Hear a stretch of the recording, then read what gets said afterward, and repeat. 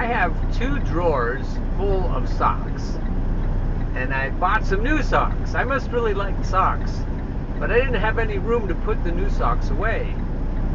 So I had to throw away some of my old socks. I don't know if you can tell where this is going, because I sure can't, but we'll see. Oh, the other thing is, there were 2 windmills not spinning when I came to work, and I could see them for miles away today because it's such a clear day. And then as I pulled up here in my car, one of them was spinning, and now they're both spinning. So I'll take that as a harbinger of joy to come. I'm on my way to Indian Trail, North Carolina, and so I'll be gone for a couple of days. I don't know if I'll have a separate video for each day or if I'll squash them together. Depends on how verbose I feel. So onward we go. Well, this bright day is a Tuesday morning in Charlotte, North Carolina, or close to that. What is it? Indian something. Indian Trail, North Carolina, at the Harris Teeter Distribution Center. I got here in one shot, and instead of staying at a Pilot or a Love's, I decided to, I had enough food still, and they have a really nice place, and I'm going to show it to you, or I already showed it to you in a video I took with my phone. The sky was crazy yesterday because there were storms moving through. I am at Harris Teeter Distribution Center near Charlotte, North Carolina, and I decided to stay here for the night. It is a very lovely place. There's a pond birds. That's the romantic name for those ducks down there. Can you see the ducks? Very cute. But the most amazing thing is the sky right now. It's hard to believe it's real. The artist's conception. Where I'm pointed now, there are flashes of lightning. I imagine you could hear that. I don't think I can get it to flash on cue. But all the different kinds of air aloft is making for all kinds of colors. I'll save the best for last.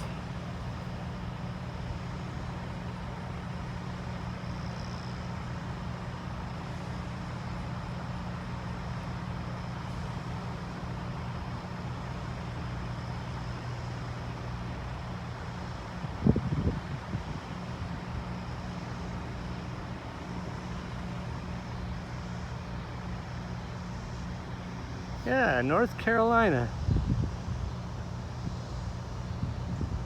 It isn't hot at all right now. The air feels kind of scrubbed. I think that's why the sky looks so amazing.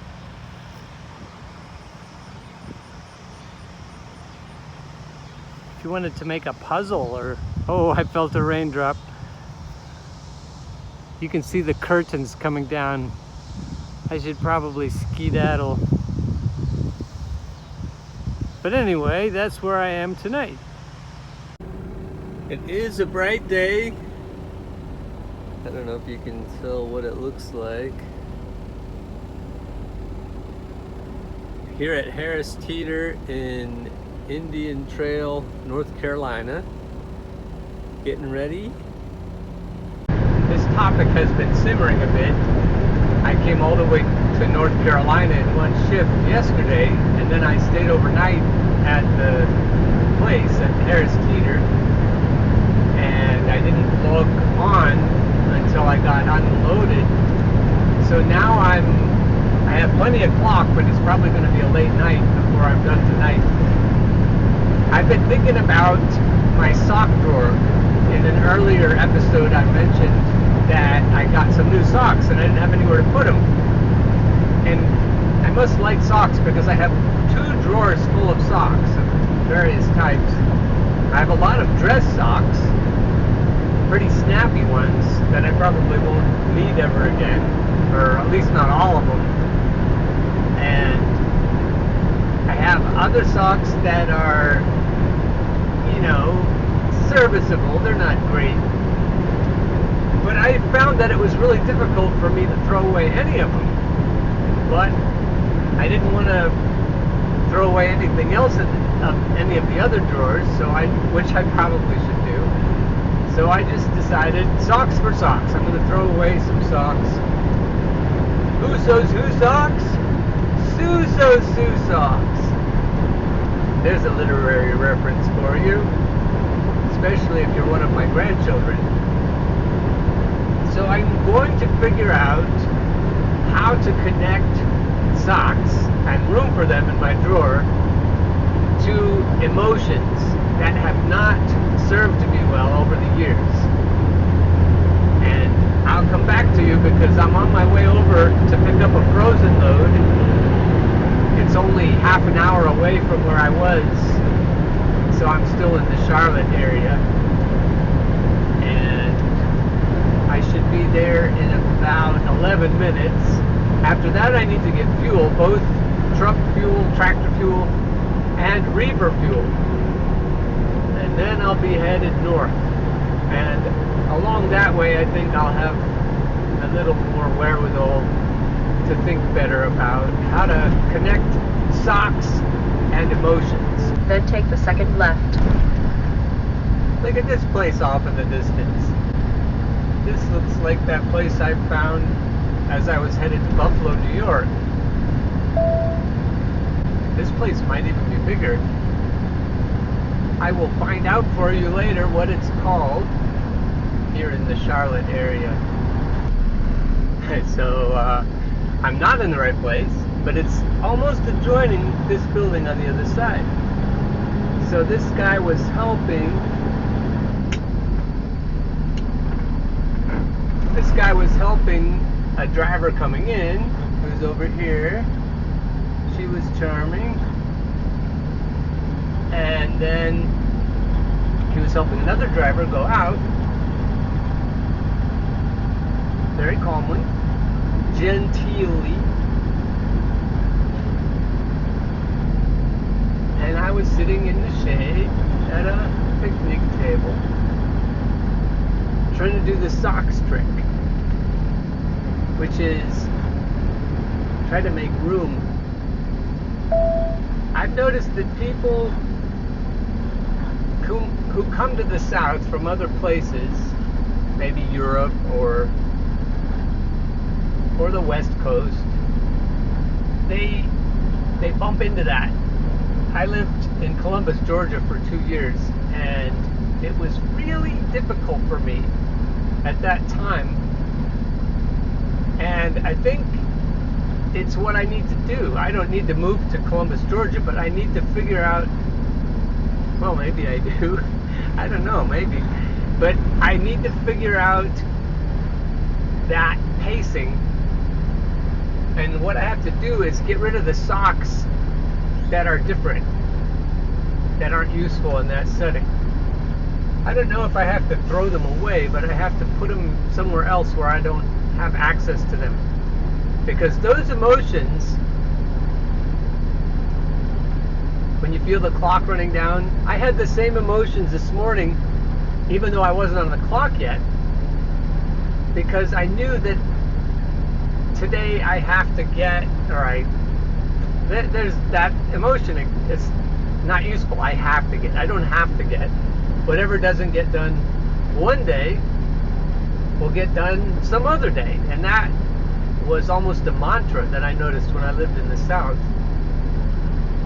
And other places I've heard in the Caribbean or in Central and South America, the idea that if you don't finish it today, there's always mañana. And I think that would be healthier for me than what I've had so far. almost look at people like they're from another planet when they go such a different speed than I want to go. There has to be with me some kind of belief that however things work out, that was the way, that was the best way.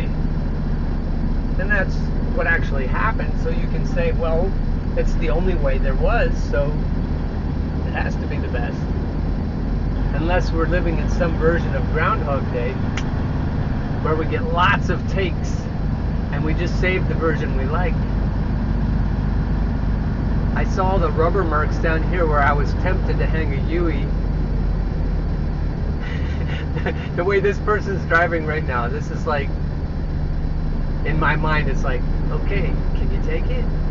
If I go 2 miles an hour all the way up to this road up ahead, can you take it?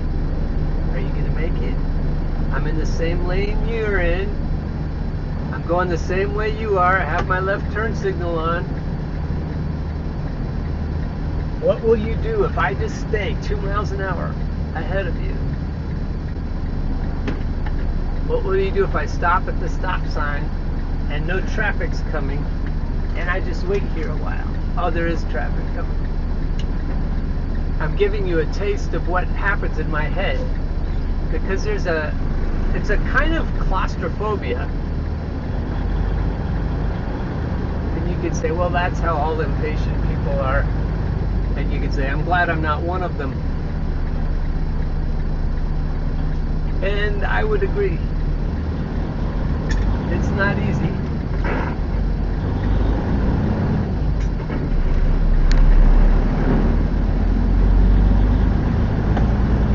But if there's a cure, it's a sock trick. There's somebody else like me. I remember the conversations my grandpa Wood used to have about people that made him wait. He would call, when I was around anyway, he would call them canaries. That was his word for people.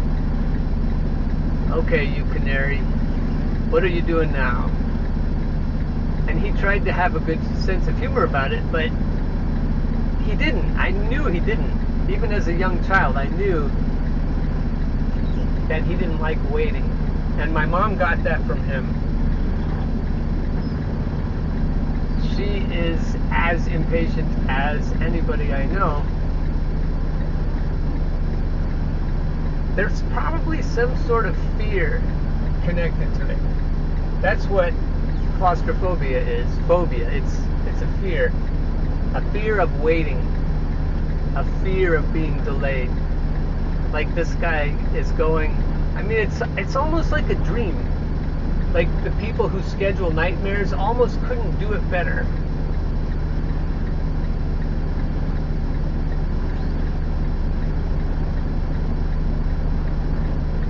And then you feel it, and those are the socks that you have to take out of the drawer.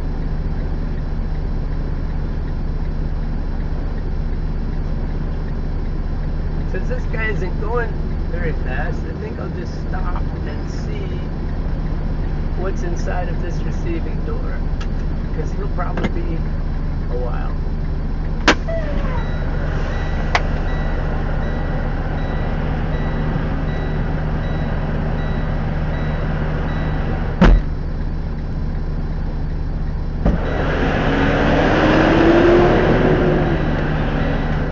I know what he was doing. He was trying to not set his ELD device into driving mode. So he was going really slowly. And if you fuck that up, boy, do you feel bad, because you could be on break for 9 hours and 50 minutes and creeping around, and if you hit the throttle a little bit and get up over 5 miles an hour, you lose all those hours. You need 10 continuous hours before your clock resets. And that device doesn't care at all if your foot slipped. That says Big Rock Sports. That's why I didn't go in there. So I'm still searching for Lindy's Homemade. There it is. Okay, so I'm in the right place, and I will bother you with my claustrophobia when I get back. So on this beautiful day in North Carolina, I have people ahead of me in line, of course, and that's just as it should be. If you have that underlying assumption that everything is just as it should be, it's working out for me, in my favor, just as it should be, then I start to get into that Felix Felicis idea from Harry Potter. Well, of course there are people ahead of you. Of course you needed to go to the other place around the other side before you figured out to come to this place, because there was a really nice FedEx driver who only had one skid to unload, and he'd already been here twice waiting to get a door. And so if I had come right here, I would have been ahead of him and I would have been in his way, and he wouldn't be getting unloaded right now. Very charming guy. We struck up a good conversation. Waiting outside the door. You hit the buzzer and you don't hit it again. You hit it once and then you wait. There he is. That's the guy. I like his hat. And so he got his one skid unloaded. Now he's gonna leave, and I'm gonna get his door. But the blue truck and the white truck are ahead of me in line to get loaded, and they don't have, I guess, the personnel to load more than one truck at a time.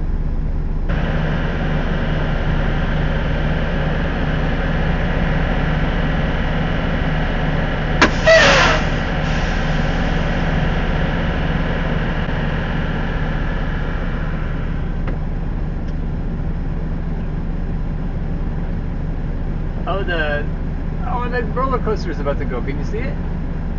Down they go. It's the Carowinds theme park, the best attraction in Charlotte, North Carolina. Buy discount tickets online. Enjoy Carolina Harbor Water Park, special events and thrills for everyone. Well, how can you beat that? Better than waiting for a load of French fries or fish sticks or whatever it is. Voted top steel coaster in the world, Fury 325 is just the beginning of the fun at Carowinds. With 57 thrill rides, family rides, and roller coasters, the fun never ends. Plus, Carolina Harbor, the largest water park in the Carolinas, is included with admission featuring extreme water slides, wave pools, cabanas, and a 2-acre children's area. And then there are some pictures of it. Afterburn, Barracuda blasters, Beagle Scout Acres. That looks like good for the kids, the little ones. Blackbeard's Revenge, Boo Blasters on Boo Hill, Boogie Board Racer, Camp Bus. They show a pregnant mommy riding that. Oh, she's not pregnant. Carolina Cyclone, Carolina Gold Rusher, Carolina Sky Tower. I saw that one coming in. Charlie Brown's Wind Up. That's for the very little kids. Coastal Currents, Copperhead Strike. That would make me throw up for sure. Ooh, Do-Si-Do would make me throw up. Drop Tower. I kind of like those drop towers. They don't make me throw up. I can handle the thrill, I just don't like throwing up. Electro Spin would make me throw up. It just goes on and on. There's the Fury 325. Thrill level is all the way to the top. 5 bars. You have to be 54 inches tall to ride it. So there you go. That's where I am right now. I found out they're making the product still that's going on my truck.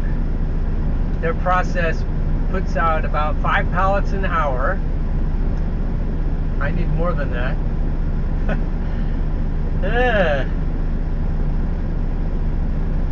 good for me, right?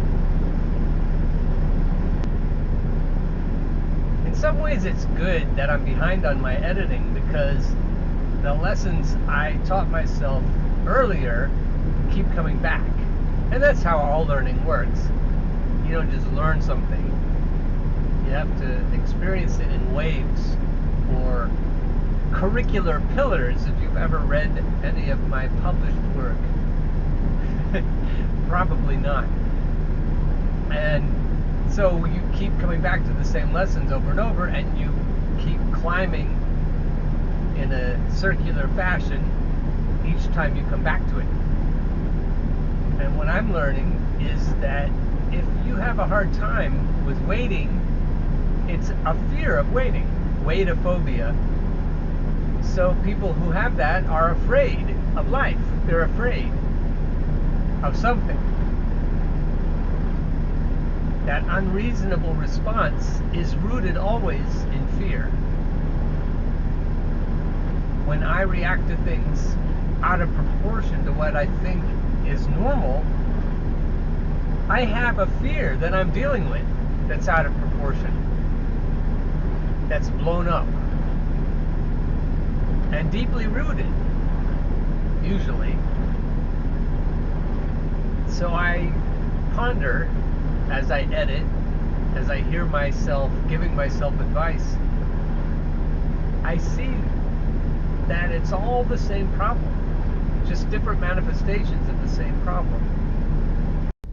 So I'm editing this about 3 weeks later, and I'm on the road again. I'm in Columbus, Ohio, waiting on a shipper, and it's well after my appointment time. And I've been here 3 or 4 hours. I got here before my appointment time.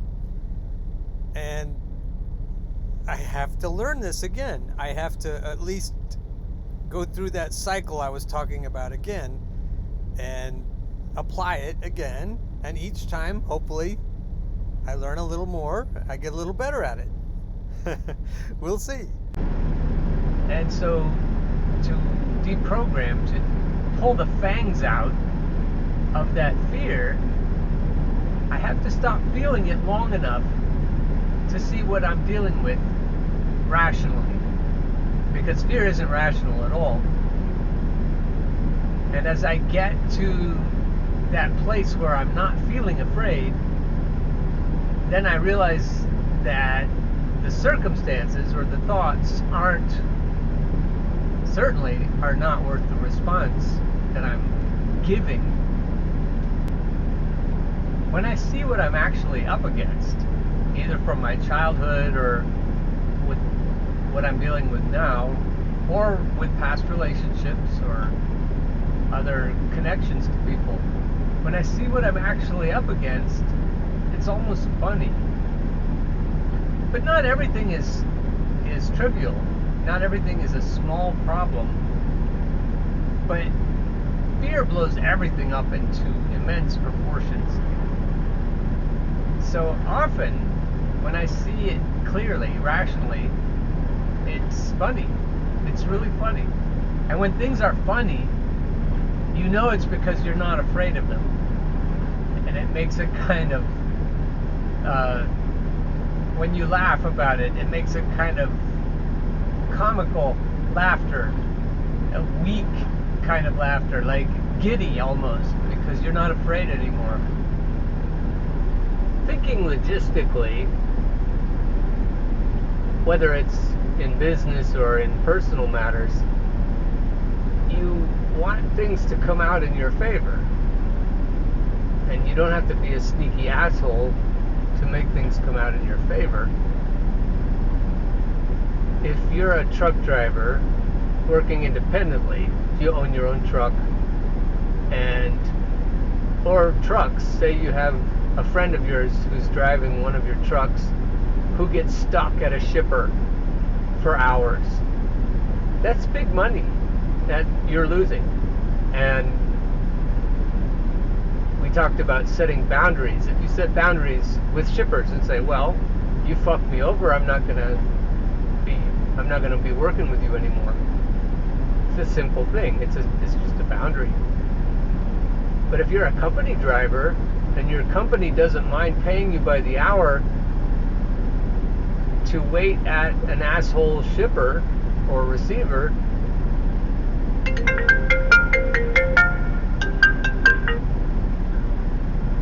yes, Dave. Alright, here's the deal. Just to play it safe, because,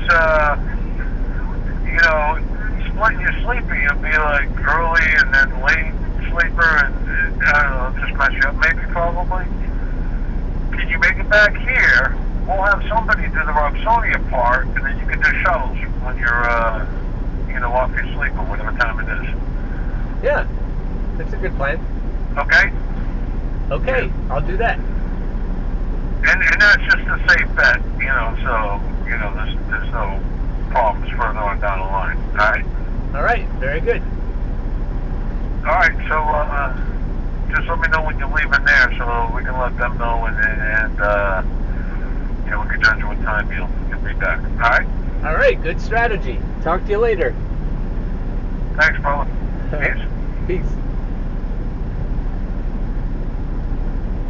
So strategy is important. Thinking strategically. Like the little tailor, you don't want to lose. That's not helping anybody. Some of the people you're contending with actually want you to win. They're testing you. They need you to be a certain kind of a person, and then they watch you when you're in adverse situations, even when they're causing the adversity, and they need you to win, which seems a little bit counterintuitive. When I shift out of the emotions and allow myself to be rational about things and calm, I can come up with a strategy. But if I just react, like the teacher who has misbehaving students and calls attention to every misdeed, which is exactly the wrong thing to do because it just perpetuates the problem. When I see something unfair, my emotions kick in, and then I just react. You motherfuckers, you've kept me hours here. It costs big money to hold a truck driver up at a shipper or a receiver, and somebody should be held accountable. And then word gets back to your dispatch office that you're a troublemaker, that you're a problem, and that relationship, which may be a caustic one, a toxic one, but it isn't your relationship. It's the relationship of your company with their company. So then when the people that are working for the companies take matters into their own hands, it goes awry from the perspective of the people who own us. In your own personal relationships, in both situations, it's good if you can think first. It's good if you can figure out what the best thing to do is. That gets the result you want. It sounds almost like situational ethics. And as a kid, I despised that way of thinking. I just thought things should be fair. And that we should just react according to how things merited us to react. When they hold you up at a shipper, they deserve your wrath. But you don't know whose fault it is here. I don't know who to ream out here. Somebody obviously knows how long it's going to take, and they have a window for you. And somebody obviously knew long before I got here that they wouldn't have enough product for me. And if I had to come back tomorrow, that's money. That's just stolen money if they don't tell you when they know. Because you could just say fuck it and get a different load. You could just, if you're on the load boards all the time, you could probably find another load out of Charlotte or near, or anywhere between Charlotte and home, and make it come out. So that is injustice. That part comes up and it makes me upset, and I just want to say, You can't do this.